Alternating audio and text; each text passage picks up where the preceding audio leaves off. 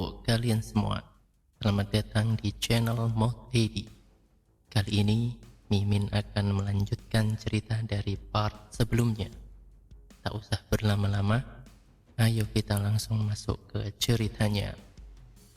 Scene memperlihatkan pertarungan di tepi jurang. Di sana, tua itu telah menghajar Sayu dan juga Joksan. Pertarungan itu sangat berat sebelah, di mana mereka yang hanya seorang warga biasa, yang hanya bisa berburu hewan hutan, malah menghadapi seorang ahli seni bela diri. Sayu masih meringkuk kesakitan akibat terkena serangan ketua itu. Melihat itu, Joksan mencoba bangkit untuk menyelamatkan Sayu. Lalu dengan tangan kuatnya, Joksan mencengkram pohon yang sebelumnya tumbang yang berada di dekat dirinya. Dia berusaha mengangkat batang pohon itu dengan tangan kanannya. Kemudian batang pohon itu dilempar ke arah ketua itu yang sedang berdiri di dekat Sayu. Batang pohon itu melesat dengan kecepatan tinggi. Melihat batang pohon yang melesat ke arahnya, ketua itu masih belum bergerak dan masih sempat-sempatnya meledek Sayu dan juga Joksan. Tak lama setelah dia meledek Sayu dan juga Joksan, ia langsung memfokuskan tatapannya ke arah batang pohon itu dan bersiap untuk menahannya. Tangannya sudah mengepal dan bersiap untuk meninju batang pohon itu. Dia memilih tidak menghindarinya, seakan menunjukkan kepada mereka bahwa serangan seperti itu bukanlah apa-apa. Energi besar telah terpusat di ujung tangannya, dan sepertinya dia akan memukul batang pohon itu. Dan benar, batang pohon yang besar itu hancur berkeping-keping setelah menyentuh tinju dari ketua itu. Pohon besar itu seakan seperti biskuit yang mudah sekali hancur. Pohon itu tercerai-berai ke segala arah setelah mengenai tinju dari ketua itu. Dia pun tersenyum dan mengatakan bahwa dia sudah menentukan pilihannya, yang mana dia akan menghabisi Joksan terlebih dahulu. Setelah serangan Joksan dimentahkan olehnya, dia langsung mengeluarkan gelombang energinya dan bersiap untuk menyerang. Matanya begitu tajam menatap ke arah Joksan, seakan dia sudah mengunci target buruannya. Karena sudah menentukan target pertamanya, ia langsung melesat dengan aura membunuhnya. Ia menuju ke arah Joksan dengan begitu cepatnya. Sayu yang melihat itu menjadi sangat khawatir kepada Joksan. Serangan ketua itu diawali dengan lututnya yang menghantam ke wajah Joksan dengan power yang besar dan momentum yang tepat. Karena serangan itu begitu cepat, Joksan tak sempat menghindar dan terkena serangan itu sampai ia terpental. Namun ketua itu tak berhenti di situ. Dia langsung mengayunkan kaki kirinya dan bersiap untuk menendang. Joksan pun tak berkutik. Dia tak mempunyai kesempatan untuk bertahan, apalagi berbalik menyerang. Dia hanya bisa pasrah menjadi samsak tinju ketua itu. Di sisi lain, Sayu yang begitu khawatir, dia berteriak kepada ketua itu dan menyuruhnya untuk berhenti. Dan tentu saja perkataan Sayu tak akan didengarkan.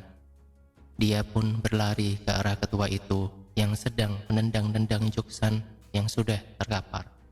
Tak mau hanya berdiam diri, Sayu pun mencoba menyerang ketua itu dari belakang, berharap bahwa serangannya akan bisa menyelamatkan Joksan.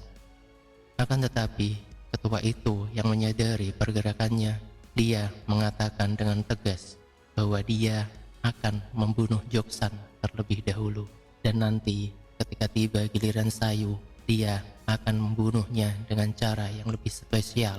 Jadi tunggulah dengan sabar, ucap ketua itu sambil melirik ke arah Sayu yang sedang di belakangnya. Akan tetapi Sayu tak memperdulikannya. dan tetap mencoba menyelamatkan Juksan. Dia pun melompat dan mengarahkan tendangannya ke arah ketua itu.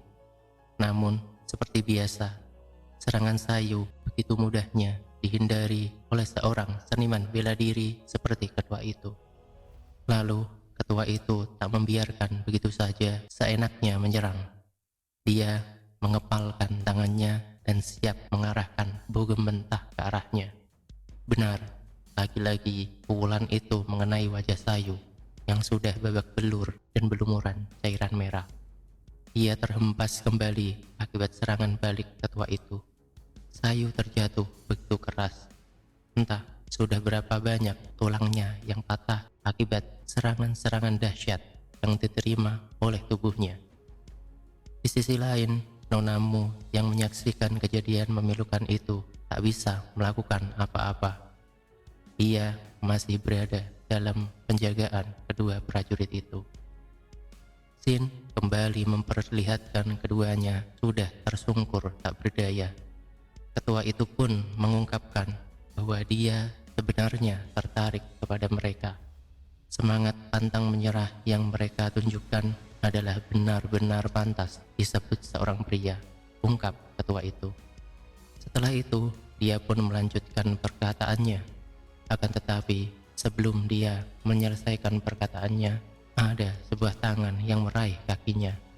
Ternyata itu adalah tangan Juksan.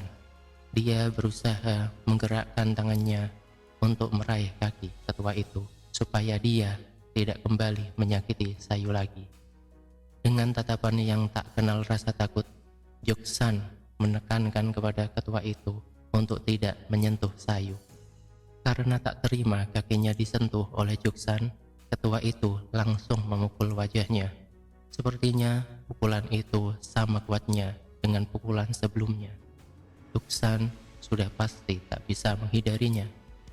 Akan tetapi ketua itu heran karena Juksan bisa menahannya. Walaupun tubuhnya sudah babak belur, tekad Juksan untuk melindungi Nonamu dan juga Sayu tak pernah luntur sedikit pun. Dia tetap berusaha melawannya. Dengan tekad yang kuat itulah yang membuat dia mampu menggerakkan tubuhnya dengan sisa-sisa kekuatannya, berusaha menyerang balik. Setelah terkena pukulan dari ketua itu, dia langsung bangkit dan meraih tangan ketua itu dan mencengkramnya dengan kuat supaya dia tidak bisa menghindari serangan Juksan.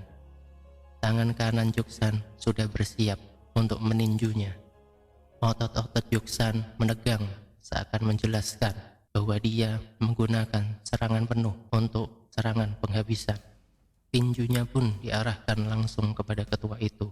Akan tetapi ketua itu lagi-lagi bisa menghindarinya. Ternyata dia bisa lepas dari cengkraman Juksan.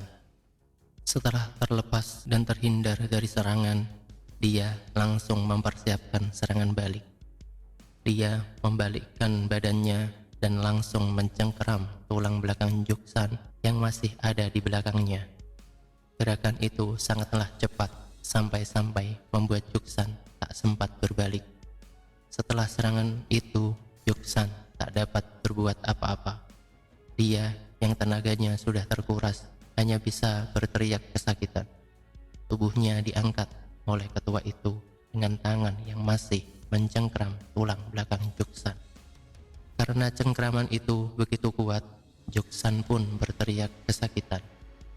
Dia seakan tak kuat menahan rasa sakit itu. Di sisi lain, Sayu yang baru bisa bangkit setelah terkapar menyadari bahwa Juksan berada dalam bahaya. Dia melihat Juksan yang sudah tak berdaya.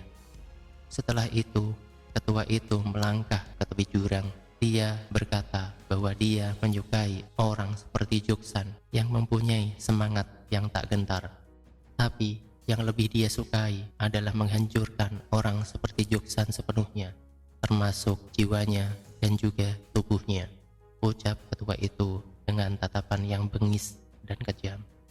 Setelah dia mengucapkan kata-kata kejamnya, dia langsung melempar Juksan ke dalam jurang seperti dia sedang membuang sampah. Sungguh sangat memilukan. Sin memperlihatkan sesaat sebelum Joksan dilempar ke dalam jurang. Alasan kenapa Joksan berteriak kesakitan sedangkan tubuh Joksan termasuk tubuh yang sangat kuat di atas orang normal adalah karena cengkraman dari ketua itu menghancurkan tulang belakang Joksan hingga remuk. Itulah sebabnya dia berteriak dan meronta kesakitan. Scene memperlihatkan kejadian saat ini, yang mana Joksan sadar bahwa dia sudah tak bisa berbuat apa-apa lagi. Lalu dia memanggil nama Sayu di saat-saat terakhirnya. Dia memohon supaya Sayu tetap menjaga nonamu. Di sisi lain, nonamu yang tak bisa melakukan apa-apa hanya bisa berteriak memanggil nama Joksan di saat-saat terakhirnya. Lalu tibalah di mana tangan ketua itu mulai melepaskan cengkramannya dan menjatuhkan tubuh Joksan ke dalam jurang. Jurang itu begitu dalam. Normalnya, orang yang jatuh dari ketinggian seperti itu pasti tak akan bisa selamat. Ditambah tulang belakang Joksan yang telah dihancurkan.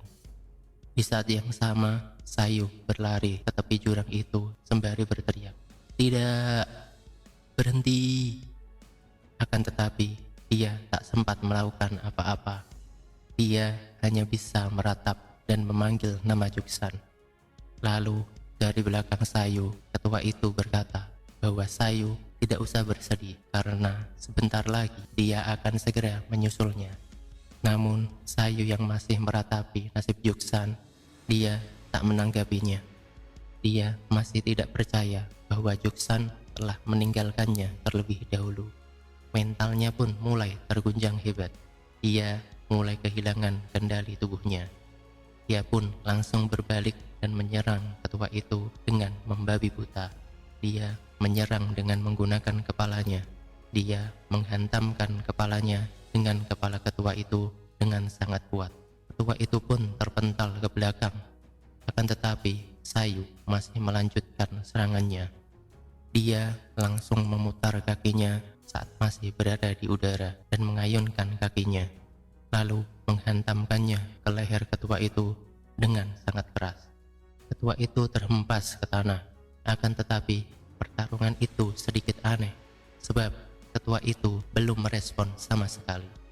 Dia tidak melindungi dirinya dari serangan Sayu dan tidak menghindarinya. Dia seakan sengaja menerima seluruh serangan Sayu. Setelah tendangan Sayu menghempaskan ketua itu ke tanah, dia masih melanjutkannya dengan pukulannya. Serangan-serangan Sayu mengenainya dengan begitu mudahnya. Sepertinya ketua itu memang sengaja membiarkannya. Di sisi lain, kedua prajurit elit itu masih mengamati dari kejauhan.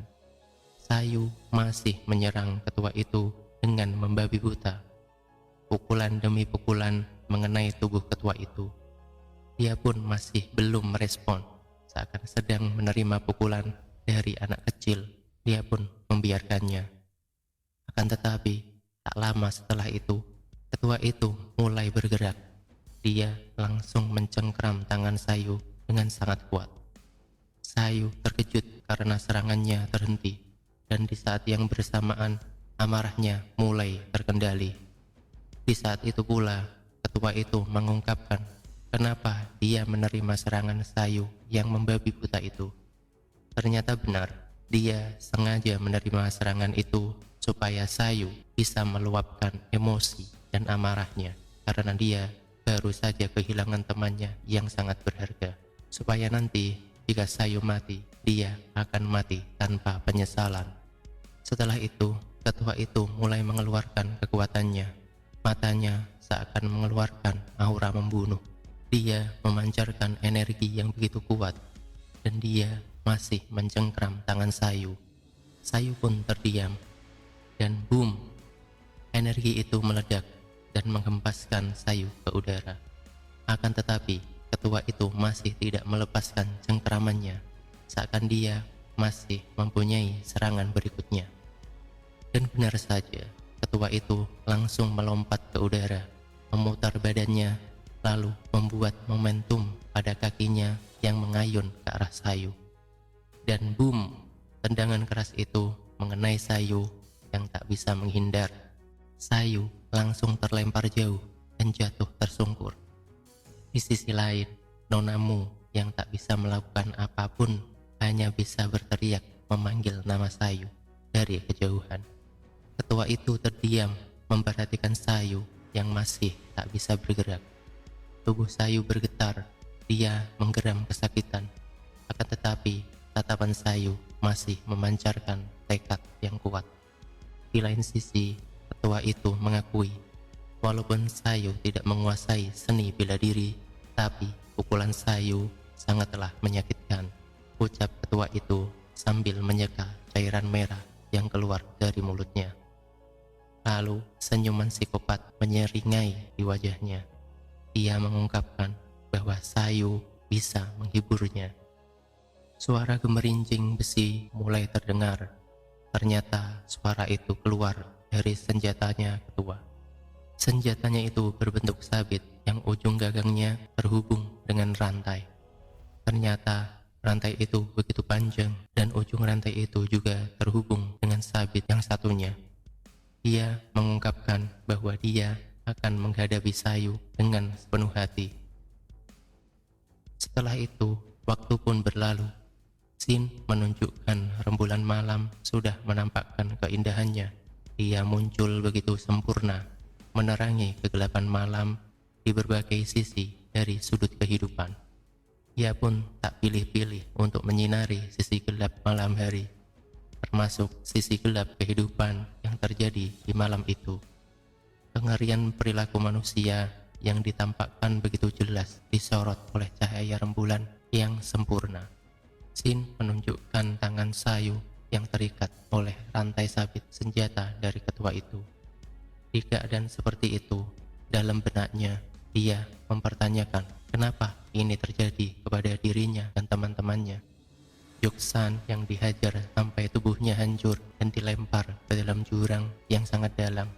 Nonamu yang tak tahu apa-apa dibawa pergi dengan paksa. Dan dia yang disiksa hingga darahnya keluar terus-menerus dan hanya bisa menunggu kematian. Ada apa dengan kami sehingga harus mengalami kejadian seperti ini?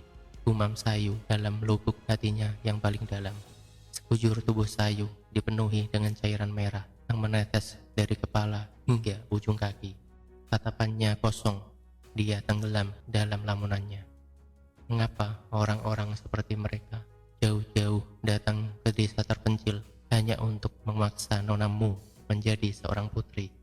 Gumam Sayu dalam benaknya yang masih mempertanyakan kenapa ini bisa terjadi. Setelah itu, Shin memperlihatkan keadaan Sayu yang dibentang dengan kedua tangannya yang terikat oleh rantai sabit. Dia dibentangkan di antara dua dahan di sebuah pohon besar di tebing itu. Mereka sengaja menyiksanya dan menaruhnya di situ supaya bisa menjadi mangsa kawanan hewan liar saat malam hari. Dengan aroma cairan merah yang keluar dari tubuh Sayu, secara alami telah memancing kawanan serigala kelaparan untuk datang menghampirinya. Mereka seakan memandang Sayu dengan penuh nafsu makan, seakan Sayu adalah hidangan makan malamnya. Sayu hanya bisa pasrah menunggu ajalnya karena dia sudah tidak bisa melakukan apa-apa lagi. Tubuhnya sudah hancur dan dia terikat tak berdaya. Dijelaskan bahwa hewan buas yang mendatangi Sayu adalah kawanan serigala darah yang sangat ganas. Mereka sudah menggeram kelaparan. Di sisi lain, terdengar langkah kaki seseorang yang mendekati Sayu. Kamu terlihat sehat tadi malam, tapi kamu terlihat sangat buruk sekarang, ucap seseorang. Ya, dia adalah pria tua misterius yang kemarin malam bersama dengan Sayu di tengah hutan pegunungan. Entah kenapa dia berada di tempat itu. Sayu yang melihatnya membuka matanya lebar-lebar, seakan memastikan bahwa yang dilihatnya bukanlah halusinasi. Dengan tatapan yang tajam dan wajah yang serius, dia bertanya kepada Sayu, "Apakah kamu ingin hidup?" Suara menjadi hening sesaat. Hanya suara angin yang terdengar menderu seakan-akan menyampaikan perkataan tadi ke telinga Sayu. Part 4 pun berakhir di sini. Nantikan part selanjutnya. Dukung terus channel ini supaya bisa rutin upload. untuk menghibur kita semua. Jangan lupa like, comment, subscribe, dan share ke teman-teman kalian. Mendaki gunung, lewati lembah, sungai mengalir indah ke samudera. See you next time. Wassalam.